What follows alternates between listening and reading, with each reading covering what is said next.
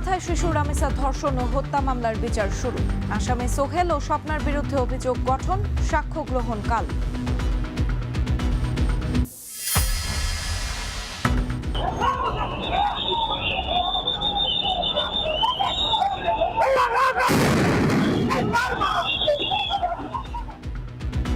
ইসলামী ব্যাংকের চেয়ারম্যানের যোগদান ঘিরে রণক্ষেত্র মতিঝিল। বিক্ষোভকারীদের সঙ্গে দফায় দফায় সংঘর্ষ, ধাওয়া পাল্টা ধাওয়া, বেশ কয়েকজন আহত। মন্ত্রিসভা থেকে পার্বত্য চট্টগ্রাম বিষয়ক মন্ত্রী দীপেন দেওয়ানের পদত্যাগ, শারীরিক অসুস্থতার কারণে ছাড়লেন দায়িত্ব। আর দিনে 6 নবজাতক মৃত্যুর ঘটনায় ভুক্তভোগী পরিবারের বক্তব্য নিল তদন্ত কমিটি, জানালেন স্বাস্থ্যমন্ত্রী। দোষী ব্যক্তি প্রতিষ্ঠানের শাস্তি নিশ্চিতে সর্বোচ্চ সতর্ক সরকার।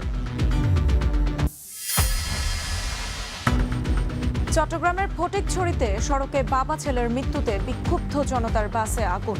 বাঁশখালীতে পিকআপের ধাক্কায় সিএনজি যাত্রী নিহত, 5 জেলায় 10 জনের প্রাণহানি।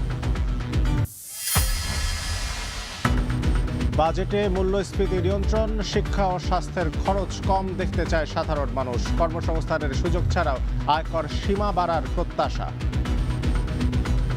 বাজেট আইলো কি আর নাই কি আগের বাজেটে জিনিসের দাম কম, সব জিনিসের দাম কম। সবার জন্য যে চিকিৎসাটা সহজ হয়।